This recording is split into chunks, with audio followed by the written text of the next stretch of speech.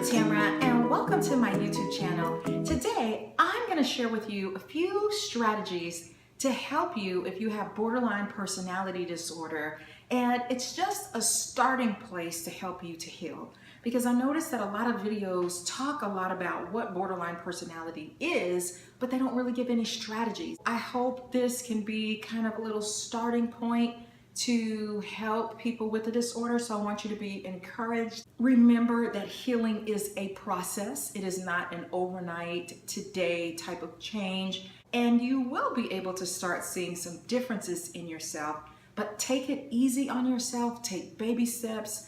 Understand that you might take 2 steps forward and 1 step back, and that's okay as you are on your journey to healing. Don't let that make you give up. You just wake up the next morning and you start over again and you keep trying. It's baby steps. You don't want to totally shock the system by thinking, okay, I'm just going to quit all the behaviors, because that type of thing can backfire anyway. So enjoy the journey. Congratulations for even wanting to heal, because that's the #1 step. One of the things is just identifying different pieces of the disorder that are giving you problems. If it's just this big tanglement of emotion and you're not actually compartmentalizing and identifying those areas, then how can you work on them? So I'm just going to name a few areas, and you can ask yourself if you have issues in these areas, because there's things that you can do. Fear of abandonment.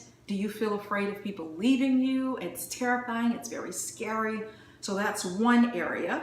Then another area is splitting. That's black and white thinking. There's no gray. It's where a person is either amazing or I pretty much hate this person. I'm disowning them. I'm never talking to them again. Instead of, okay, this person made a mistake. I can forgive them for it.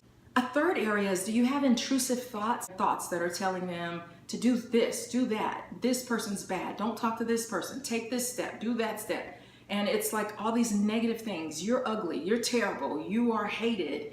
And it's just a flood of thoughts. And then the fourth area would be rages. Do you find yourself getting really irritated, really angry? You can go from 0 to 10. Depression and anxiety. I think those are the 2 things that send borderlines into therapy. It's because you're feeling anxious all the time, nervous. You may feel depressed, or you just can't get out of bed. You don't want to deal with anybody. Identify those areas so that it makes it more clear what it is that you're having problems with and that you need to work on. Find the courage to take control and start the healing process so that you can be a better person. I want to thank all of the people who are borderlines who have actually made videos, because that helps so much. I can see some borderlines starting to heal because they're talking about it. So there's a healing process and there's a teaching process. So as far as strategies, one thing that you probably have heard about is medications.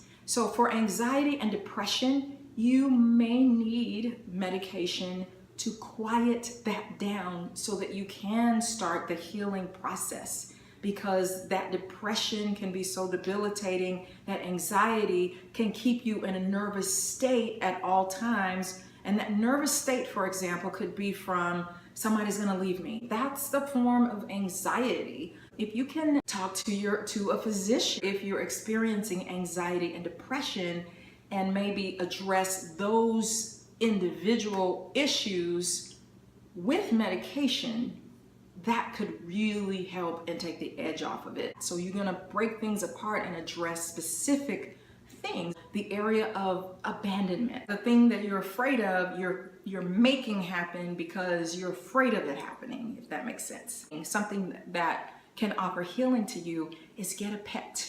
I knew one girl who got a pet bird, and she told me that it really quieted down some of that nervous energy, or that strong need to attach to a human being. Well, we know that human beings have other problems as well, so they may not be able to take on all of you. There's no such person. But an animal, oh my goodness. If you don't have an animal, try that. And she was telling me how the bird is so happy when she gets home. It's some kind of little parrot, and it gets on her shoulder and it talks to her, and she's its favorite person, and how she just loves it and feeds it and takes care of it, and she's bonding with it. That can start to help you to heal and bond from that pain of attachment, because you can attach to that animal. And guess what? Dogs, cats, they love unconditionally. You might want to try to even find an older cat, or one that's very docile or calm, that will let you hold it or let you rub it. Same thing with dogs. Use that as a way of healing, because that animal is going to love you unconditionally. They're going to have your back, and you can use that to get a lot of your energy out. Animals will let you hug them. You can talk to them. They're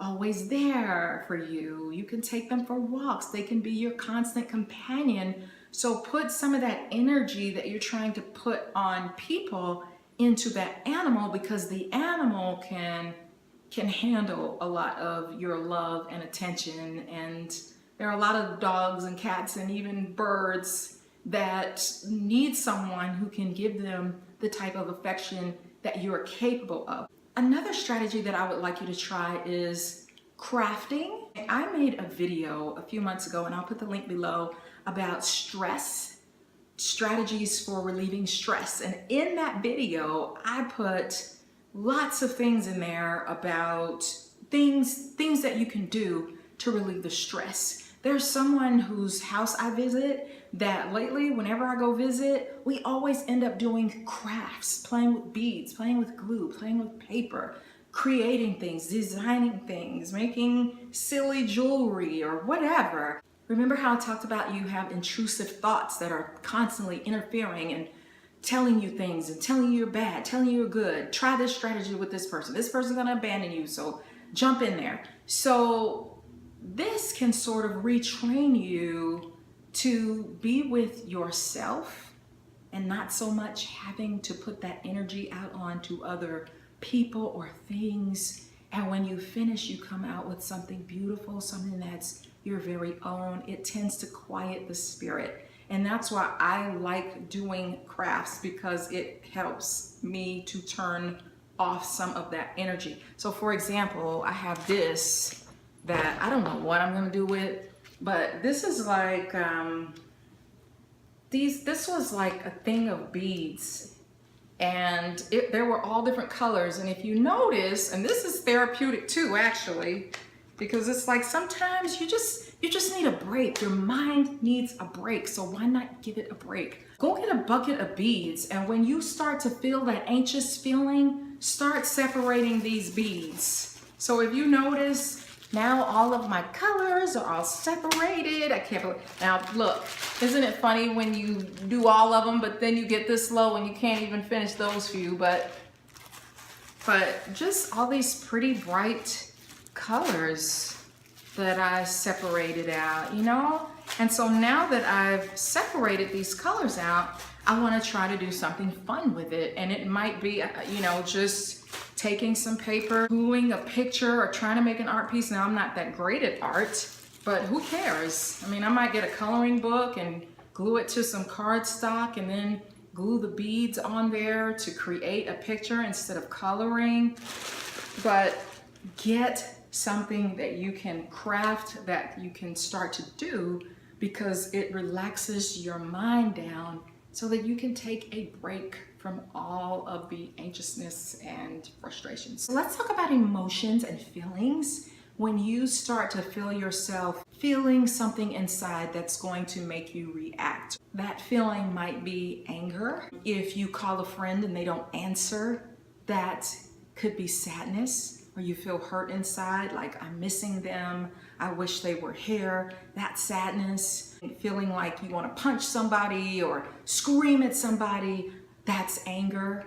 So you want to start connecting with those feelings. The next time you start feeling some kind of emotion, don't try to push it away, move it away, erase it away, close your eyes and pretend like it's not there. I want you to try holding on to that feeling, almost like you're holding it in your hand, and just sit with it. Just sit with it.